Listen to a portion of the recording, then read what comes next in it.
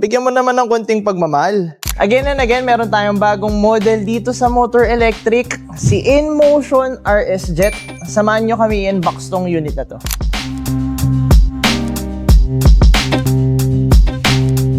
So sa unit na to, just like other models, ang ina-assemble na lang is yung ilaw, handlebar, tsaka tapalodo. What's in the box tayo? What's in the box? Okay, so meron tayong tapalodo, headlight, 3 amps charger, manuals, toolkits.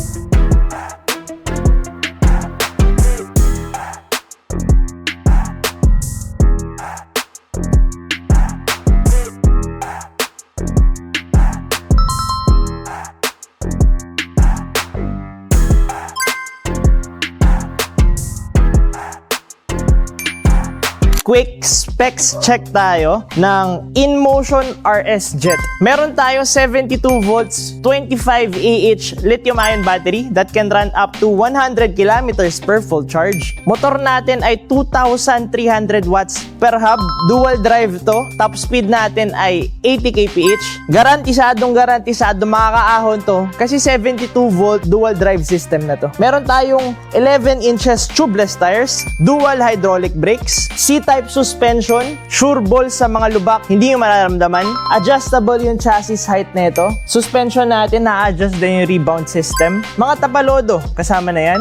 Rubber deck, para yung kapit ng paa natin, sure ball. Meron tayong dual pole design for stability, hindi na kailangan ng steering damper. Accent light, headlight, kasama na yan. Signal lights na sa handlebars. Tail and brake lights, meron na rin kasama. Naka-thumb throttle to. Meron tayong LCD screen sa gitna. And lastly, rainproof tong unit na to. This unit is now available at Motor Electric. If interested kayo, kindly message our Facebook page, Eviraway. Thank you for watching. If you haven't subscribed, kindly do. If you want to drop by, we are open 10 a.m. to 6 p.m. Monday to Sunday with a 12 to 1 p.m. lunch break. We are easy to find on Waze and Google Maps. Just search Motor Electric Vehicle PH Tondo.